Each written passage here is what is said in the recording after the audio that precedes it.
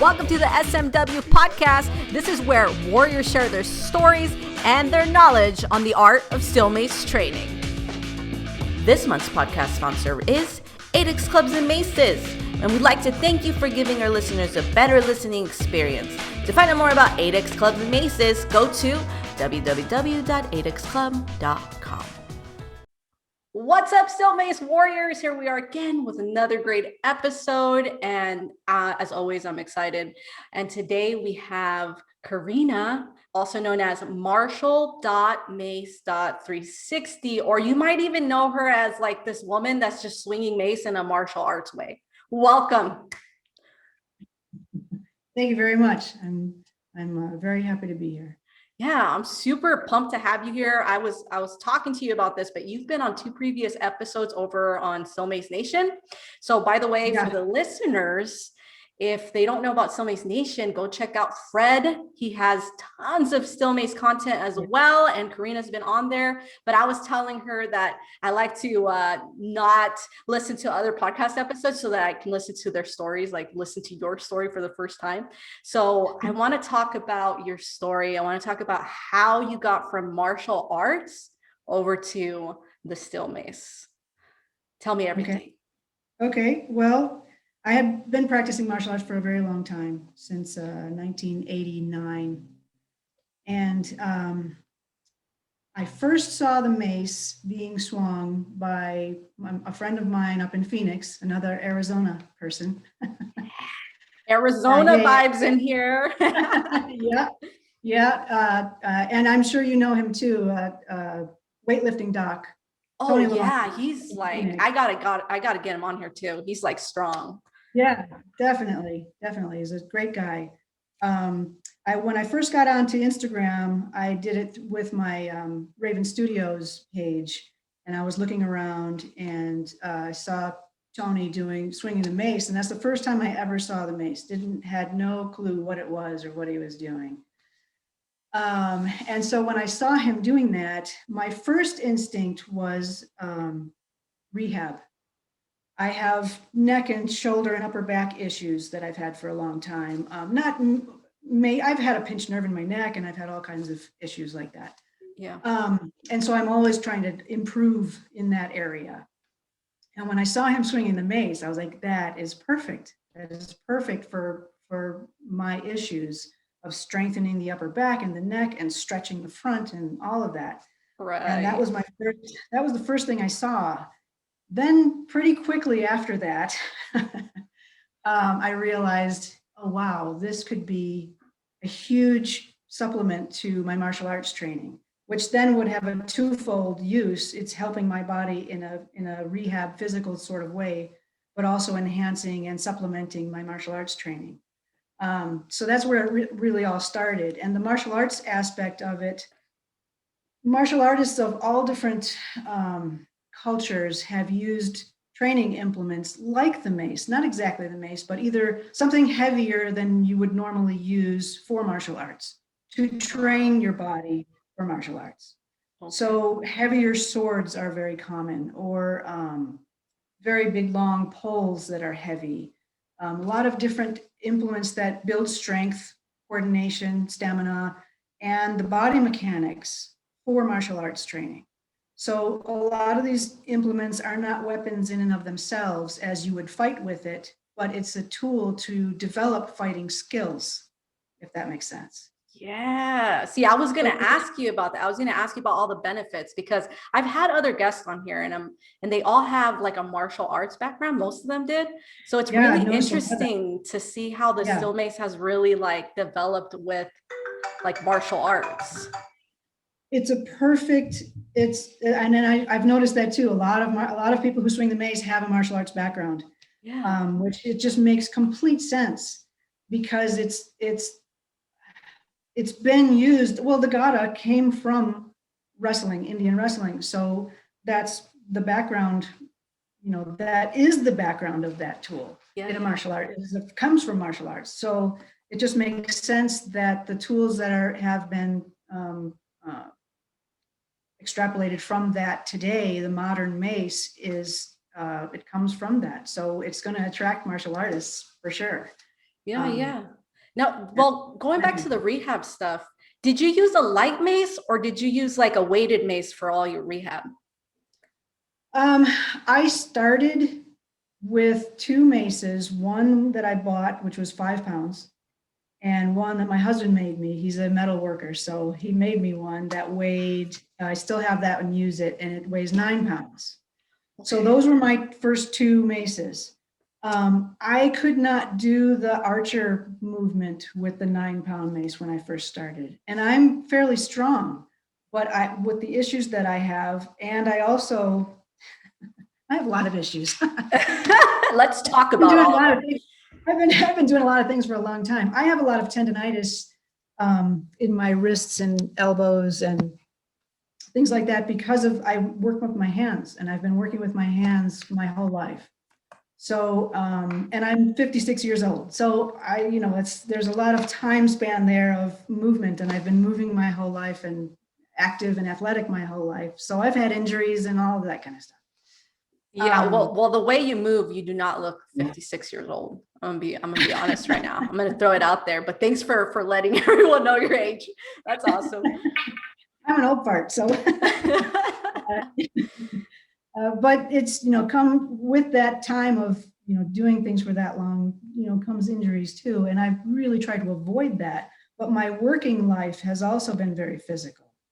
I work with wood, I work with tools, I work with my hands. And so I have, my wrists and my elbows and my shoulders are very, I have a lot of tendonitis and things like that, over, you use your hands a lot, you're going to develop that over time.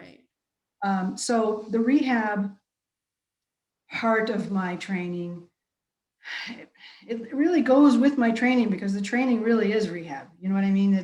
I don't train to hurt myself. I train to try to make myself healthier and all of that. And I've done that my whole life too. But even when you do that, you're still going to have injuries. It's just part of life. You fall and you hurt yourself. It's part of it.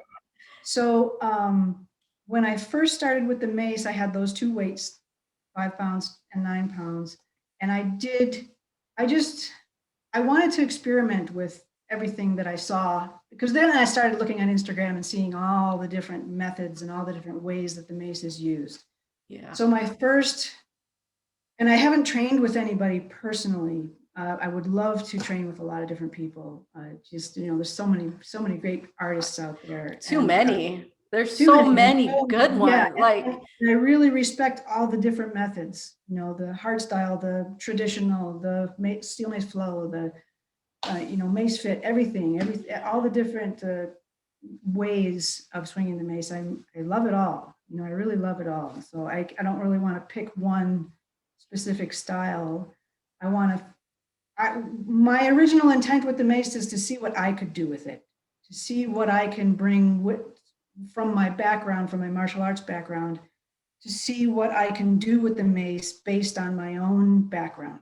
So at first I was copying what other people did and trying to learn specific, the 360 and some basic movements. And then even copying some flows that I saw. It's like, I want to try that and see what it feels like. And now I'm more trying to figure out my own movements based on my martial arts. So I'm trying to incorporate that more, but I still do everything else too. So yeah, and you know what? I see your stuff, and I kind of started doing that like a year ago, and then I stopped. But I see your stuff, and it just motivates me to want to learn a martial arts. Well, that was part of my thought process when I started with the mace, is that I've always been a fitness nut, for one thing. I've always worked out in one way or another, with traditional lifting weights. Everything. I love to move. I mountain bike, and I just love to do everything. So my thought with the mace was that this is a great way to get martial artists interested in the mace, but it's also a great way to get mace artists interested in martial arts. It goes both ways. It's working. It does. It goes both ways. And so if I can be like part of the conduit to reach those two, I'm happy. No. Yeah, I hope to see you maybe like, I don't know, like create something with that, because like, I know you're in Arizona, and I know that, you have a place, right? That's what Raven is. Yeah. Yeah. I work from my home. We have a workshop here. I have my workshop here. I work by myself. My husband also has his workshop also here. And then the room that you see me training in all the time, that's our garage. We turned that into, we finished it and turned it into a training room for our martial arts a number of years ago. Wow. And so it's not very big. It's small, but we don't intend on teaching martial arts commercially as far as like a big school and hundreds of students. We want to keep it small. We teach martial arts as self-defense, and we're serious about that. And you're teaching people basically how to hurt people. So we don't teach a lot of people. We really try to pick and choose who we teach. Okay. And so we keep that small.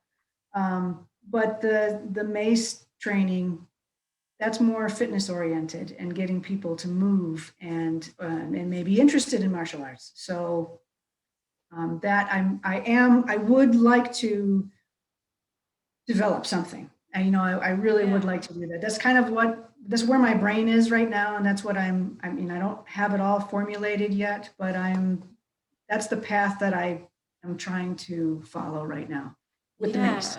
I can picture a book, an online course, I don't know, something from you, but because I see your stuff, and I'm just like, man, I want to see something develop from that. Yeah, I do too. Yeah, it's so beautiful. I really would like to do that. That's where my brain is at right now as far as what I'm working towards. So that's my goal, and in order to do that, my Raven Studios business is where I earn that's my livelihood. That's how I make my money. And that's how I pay the bills. And I've been doing that for a long time. And I'm really busy with that. It takes up most of my time. And my goal is to slow that down so that I can teach more martial arts wise, but also develop more mace, a mace curriculum, basically, is what I would like to do. Well, when you do that, the podcast is here and we'll promote it. Great. I appreciate it. Okay, so let's talk about, obviously you just mentioned you have tendonitis from your woodworking stuff. So you make wooden swords, and do you make other stuff? Wooden swords, and Wing Chun has a tool called a wooden dummy. Oh, okay. If you've seen the Ip Man movies, you've probably seen a wooden dummy. And I've been making those for a long time too. But yeah, just the wooden swords. I don't do furniture. I don't do anything else. I make wooden training swords, staffs and poles and swords. Okay. And then what's the Instagram for that one? Raven Studios. It's ravenstudios.rs. Okay, that way they can check it out, because that's, I was talking to you about this. I just like found out that you had this going on, which I thought was like super awesome. And then I guess let's just do it. Let's talk about this challenge, this mystery challenge that got brought up that I'm super excited about. A little random challenge here. Well, I got the idea based on your last month everybody you had on did a challenge, which I thought was fantastic. I wasn't able to participate. I apologize. But I'm the one who brought it up, and I think I just did 2 challenges because I was just so busy. So it's okay. You're fine. Okay. All right. But I thought it might be fun to offer up another random challenge and offer one of my swords as the prize for the winner of the challenge. It's going to be phenomenal. Okay, so let's talk about the challenge. So winner wins a sword from you, and then I'm going to throw in a t-shirt. I can show you here, this. Oh my goodness, that's beautiful. That's what I'm talking about. So it's a long, it's a very long, this is a Chinese long sword, two-handed long sword. So it's made from hickory and that, but that would be the price. Because how long does it take you to make one of those? Curious. I make them in batches of 8 to 10 swords at a time. And it usually takes me a week to make 8 to 10 swords, something like that. So I don't know exactly how much time, like per sword per hour, but I make anywhere from, like, I would say 6 to 10 swords in a week. Okay.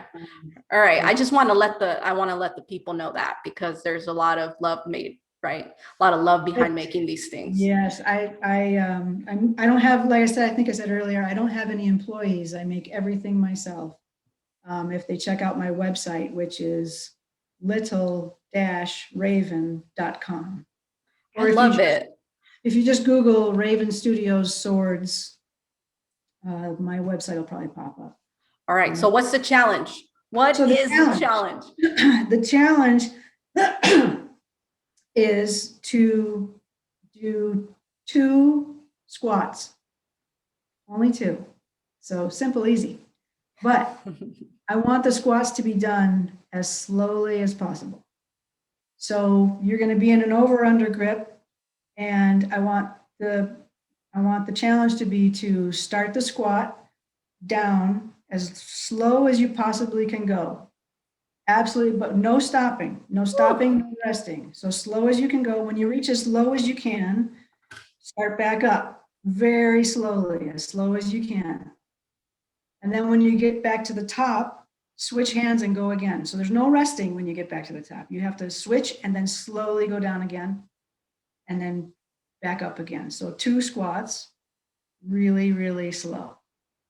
Okay. So, you mentioned that you did this and it's on your Instagram, and I'm going to repost it on the Steel Mace Warrior Instagram, but you mentioned that you did 1 minute in total, or 1 minute going down and up? Total. Okay. So 1 squat per minute was in the video that I did. That's what I did. So it took me about 1 minute to do 1 full squat down and back up. And then I switched and went down and back up, and it took about another minute. So the challenge isn't to do that per se. If you can do it longer, great, do it longer. But if it's not that long, I don't want the challenge to be a competition or that you have to reach a certain time frame or anything like that. It's just you do it to the best that you can, without stopping, no resting, and until you're done. And just to experience that, it makes for an extremely boring video. It's not very exciting. It's not fancy or flashy. It's very boring. But it's very challenging to move slowly. And it's a way to test your strength, your stamina, your willpower, because your brain's going to give up before your body does, for sure. And okay, now was this inspired by your martial arts? Because I mean, when you told me about this, I'm like, this has to be inspired by martial arts. Well, in a way, yes. We don't generally, move as slow as you possibly can. Like Tai Chi, I practice Tai Chi and Wing Chun. Those are the 2 arts that I study. And Tai Chi is known for slow movement. There is also very fast movement in Tai Chi, which is because it is a martial art. It's a fighting art, no different than Wing Chun. It's just a different style. And there's also slow movement in Wing Chun as well. The first form that we do is done slowly, but not that slowly. This is, okay. I'm pushing it to another type of slow. So yeah, it was kind of influenced by that. But it's about, and that's a whole nother subject as far as what it is that you're really learning when you study martial arts. What mostly comes to people's heads is fighting. But you're learning so much more than that. It's more about your body control. You have to know how to control your body in order to defend yourself. The better you understand your body, the better you can defend yourself. Bottom line, the better you can control your body. So it's all about body mechanics and body control and self-development. And then you apply that to a partner, a training partner. So then there's another element of someone trying to not let you do what you want to do. while you're trying to not let them do what they want to do. You know, Wow.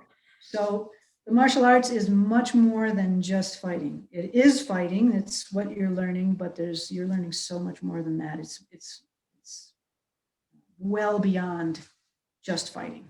Yeah. I now want to like go on Google and then see how far you are away from me. I want to learn from you. We're probably maybe 3 hours, something like. How far are you from Tucson? Like drive time? I mean, if you go really fast, like 3 hours, 30 minutes, 4 hours, maybe. Okay. If you go slow. So we're probably about 5 hours apart, something like that. Oh, gosh, why Arizona? Everything's so far apart. You know, I posted that on my Facebook yesterday. I was like, I want to hang out with people in the Steel Mace community, but everyone's just so scattered everywhere. And then with COVID, I'm like, oh, well. Yeah, it's hard. There's people in Phoenix that I haven't even visited yet. And, you know, there's a few people in Tucson that I haven't gotten together with either. So it's just, it's just so hard. It's hard. Yeah. Well, I mean, one day. So tell me like one thing or one technique, or maybe something that influenced you that kind of made you better at Steel Mace training. Well, gosh. There's probably a bunch, and maybe a lot of things happen at the same time, but maybe like that, you know, because if listeners are listening, they're probably like, they want tips and tricks and the secrets. So just like one thing that maybe like changed Steel Mace training for you. Well, really, it wasn't a technique or a movement. It's more mindset. And the same thing, I'll tell you, the same thing happened to me when I was studying in my early days of martial arts training. What you first see when you study anything are the techniques, the movement. You see a movement, a strike, a movement, whatever it is, a punch. But eventually you have to start realizing what it is those techniques are teaching you. I can use the Steel Mace as far as when you do a 360, you try to, you know, people teach it different ways and give you different tips on how to do it correctly. But if you switch your brain a little bit and try to figure out, what is the 360 teaching me? What am I learning from this movement? Not how to do the movement correctly, but what is it? I mean, you have to do that too. I'm not saying you don't do that. Right. But what is this movement teaching me? So with the martial arts, we talk about principles of movement, really: structure, positioning, distance, timing, power, control, balance, body unity, targeting, how to neutralize forces, how to move with momentum, leverage. All of those are principles of martial arts training. Once you start focusing on the principles, the techniques make more sense and you're able to learn them much more efficiently and effectively than if you're just trying to learn a technique. You have to look inside or behind the technique to see what makes it efficient and what makes it effective. Doing a 360, if you understand your structure really well, or you understand how to generate the movement, what moves first, what moves second, what moves third, how are your legs doing what are you doing with your legs when you do the 360? What are you doing with your torso? Everybody's focused on their hands because that's what's holding the mace. So everybody's like, yeah, I'm doing a 360 with my hands. You don't do what you do a 360 with your hands. That's part of it. And that's the normal part of development and learning. You have to start there. Everybody does. When I first did my 360, I did the same thing. Even though I had the prior training, I was, oh yeah, I'm using my hands. I had to go back, and you might learn quicker if you have more training in your background. It might come to you quicker than if you're starting from nothing, but you still have to start from the beginning when you start something new, no matter what you're doing, no matter how much experience you have. But anyway, getting back to the principles the principles of martial arts is the same as the principles of movement itself, which you can apply to swinging the mace. So if the better you understand your structure, your positioning, distance isn't so much of an issue, because when you're talking about distance, you're talking about a training partner. In the mace, you don't have that. So you eliminate that one. But you see what I'm saying? That if you understand, so that's what helped my martial arts training when my brain switched to only looking at the techniques as a technique. This is to block this, and this is to hit this, and that's part of it, but that's not all of it. That's just scratching the surface. But at the beginning of any type of physical training, the techniques are what you see, what you visually see. So that's what captures your attention. And then you have to go deeper and deeper and deeper into that movement. So the techniques, I always explain it as the techniques are vehicles to learning the principles. You need the techniques to learn the principles. And then once you learn the principles, the techniques almost go away, because now you're moving from a different place. You're not just learning the technique. This is so hard to put, it's hard to articulate in words. That's like the best, I've asked this question to a lot of people, and that's like the best answer ever. It's deep. It's a different way of thinking, because I could say it was the 360, but what was it about the 360 that helped me? And for me, I applied the idea of the principles, what's behind the techniques, to my mace training. So that's how now I'm trying to improve every movement that I do. I don't look at movements as this is a beginner movement and this is an intermediate movement and this is an advanced movement. An advanced move is nothing more than a beginner movement just done really, really well and understood deeply.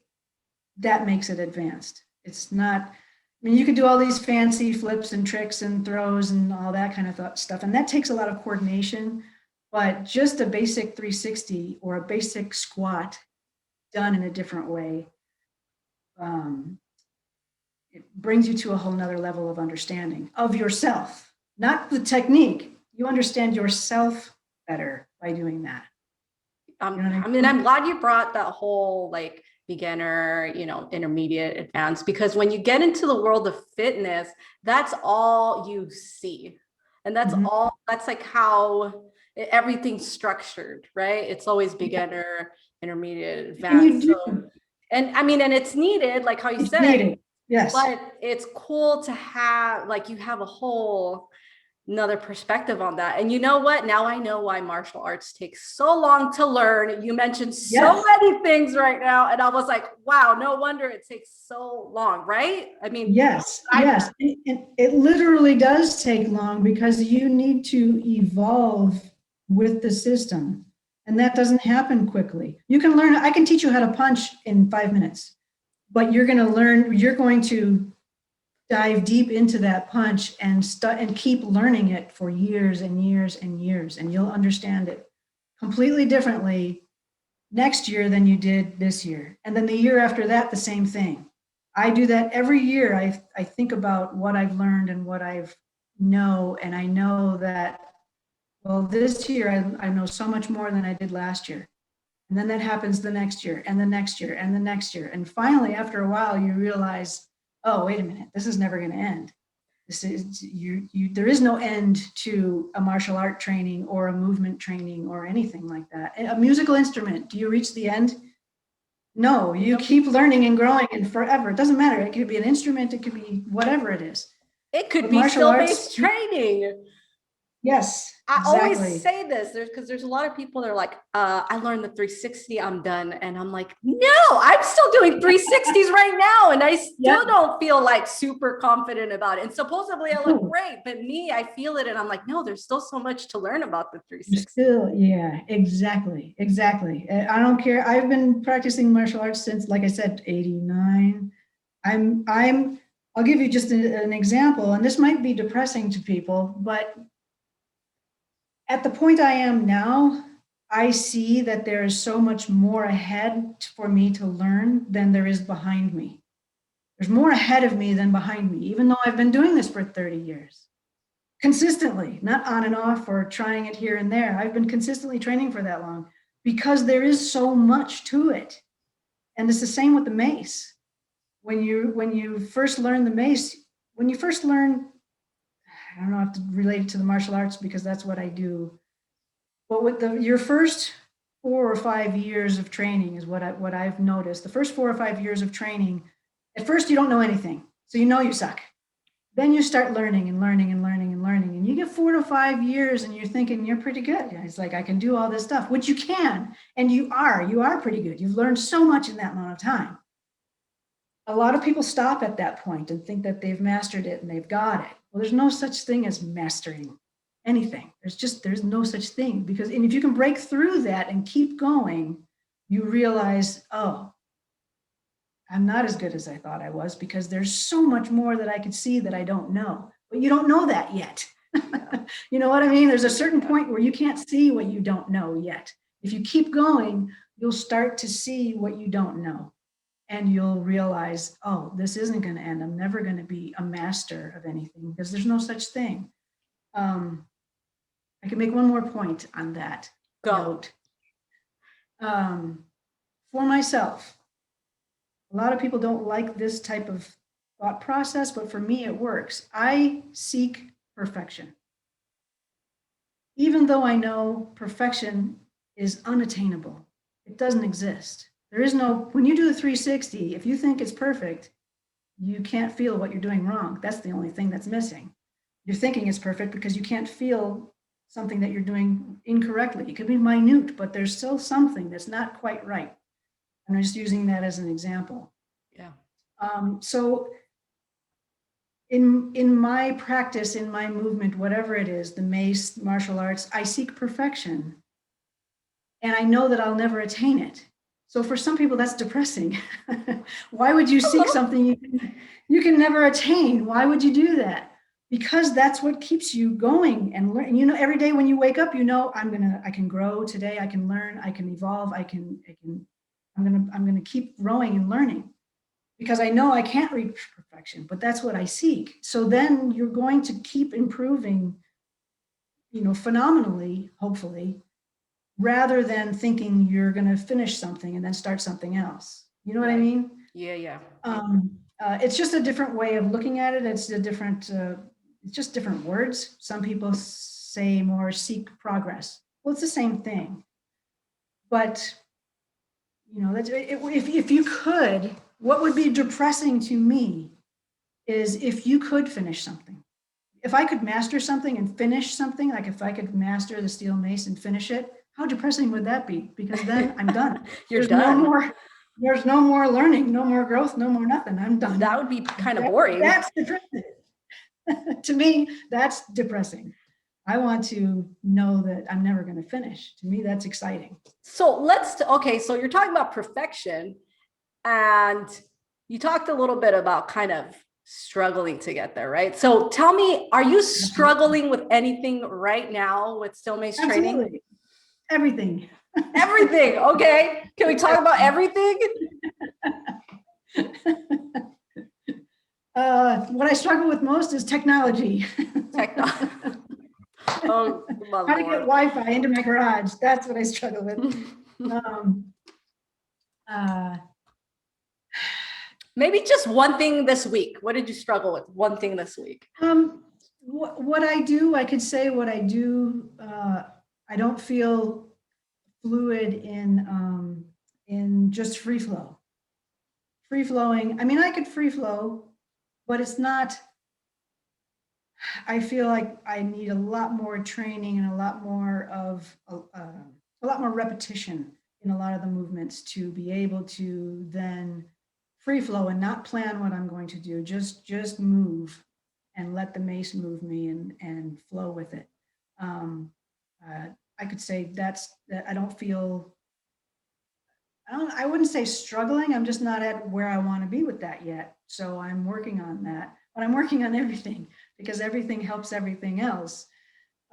So I really don't look at it as struggling so much as I'm just trying to get better at everything. Yeah. And I think that it's frustrating. It is frustrating. It can be very frustrating when you're trying to do something and it's just not working. And I think that's a common one, especially with flow, right? I think that's super, super common. I mean, I never felt comfortable doing flow.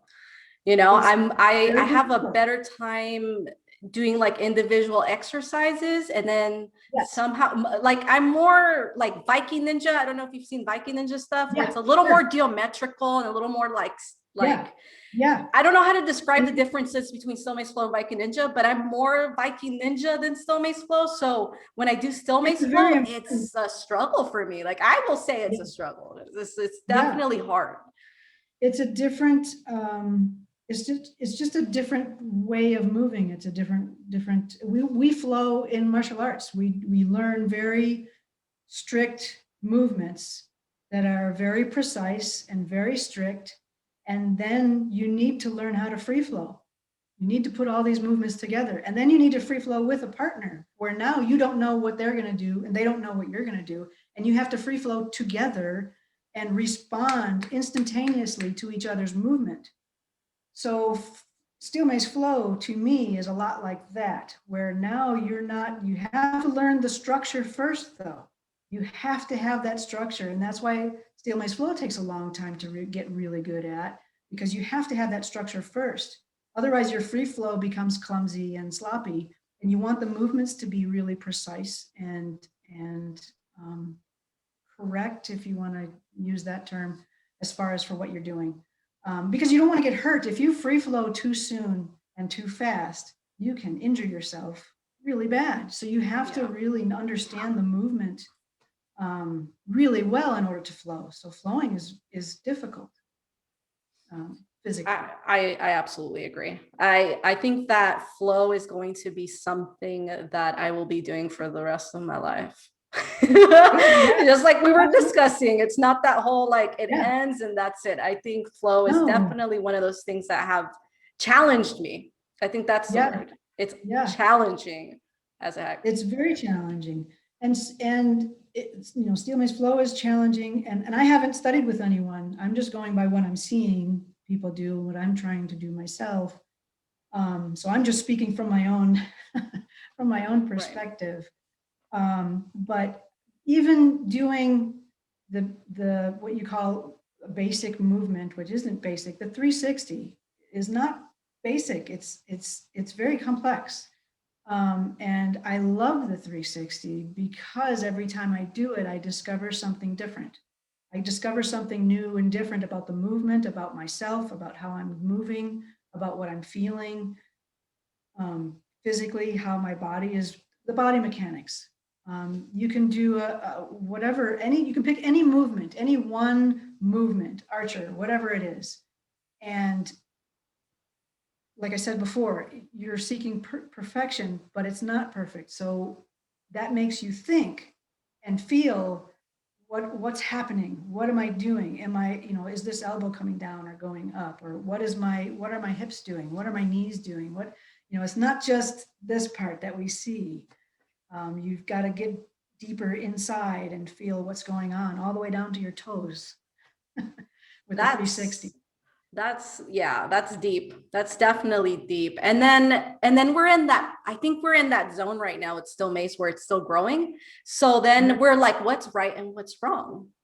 Sure. You know, because there's people that with the archer or the bow and arrow, right? There's people that like to put their elbow up. If you've seen like Leo Savage, he likes to put his elbow up. And then I went with primal flow movement, and I learned from a physical therapist, and he's like, no, you should have it nice and straight, aligned with the mace, so that you stretch out your pecs, and then the muscles in the back activate. So there's just so many different methods too, and I think we're just growing. Yeah, there is. To me, there are different. I've seen like the side lunge. I don't know what it's called in Steel Mace Flow. The side lunge. Yeah, just a lateral lunge. Yeah, that lateral lunge. That's done in different ways, as long as there's, in my opinion, and it's the same with martial arts, there's a variety of different ways that you can do things that are still correct. When it's incorrect is when you can cause injuries. That's when you're doing something that's not correct because it's dangerous for your knees, for your joints, for whatever it is. But there's many different ways to do a lot of the movements. I describe the 360 differently than I've heard other people describe it. And it's based on my martial arts movement of the body mechanics, and that's how I explain it. But I listen to other people in the way they explain it, and I'm not thinking that's wrong. It's just another way of explaining it and another way of doing it, which is perfectly safe. If somebody explained it in a way that was like lift it over your head and something that would be wrong because you can injure yourself. Right. But there's so many ways you can do the same thing, basically speaking, but you get different benefits from the different methods also.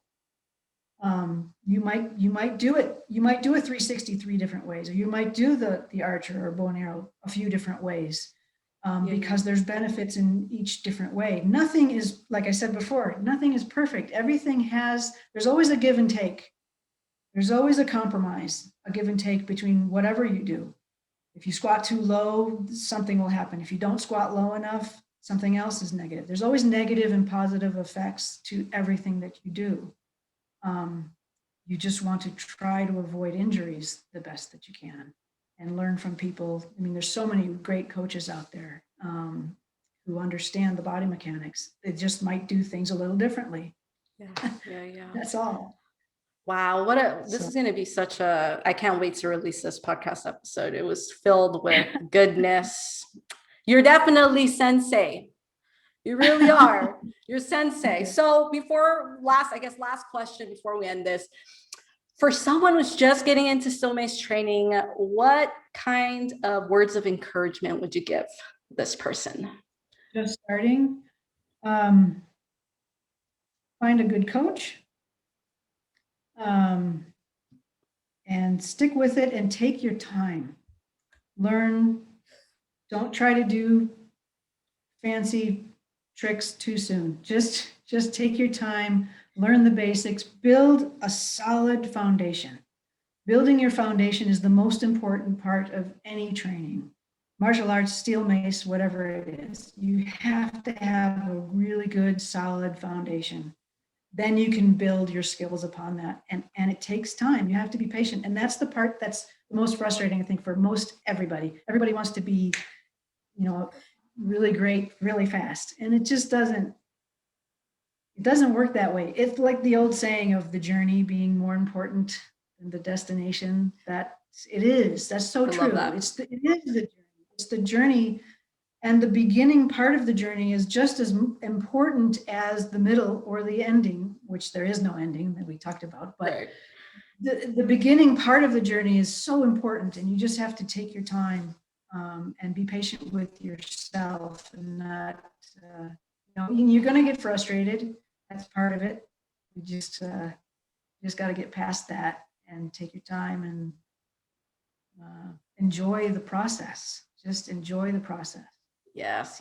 Okay, so where do people find you? Where do they find Carina? I know. Okay, so I'll just go ahead and tell the Instagram martial.mace.360. Are you on Facebook? Are you on? I think you mentioned the website. Just to reiterate. Yeah, I have so many different lives. I have my Raven Studios website, which I mentioned, and I also have an Instagram for Raven Studios and Facebook page. My martial arts is Southern Arizona Wing Chun. I have a website and an Instagram and a Facebook page. Okay. Southern Arizona Tai Chi. I have all three for Tai Chi. I have all three for Wing Chun. But probably the easiest way to find me is on my Mace, since we're here, on the Martial Mace 360 Instagram page. I do have a Facebook page also for the Mace, for anybody who does more Facebook than Instagram. It's Martial Mace 360 on Facebook also. Okay, and then just to reiterate the challenge, so we said make sure to tag Steel Mace Warrior, tag martial.mace.360, and we're gonna give them a week, right?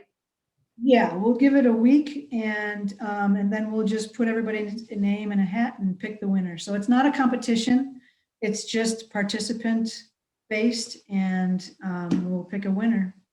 I'm so excited. Okay, well, thank you. Thank you so much for being on here. Honestly, I wanted to have you on this podcast a long time ago, but my time is 4 guests a month. And then I got sick, and then so I'm trying to get to everyone, but I'm so happy that you were on here. I honor you, and may the universe always flow with you. I appreciate what you're doing. It's great. Thank you.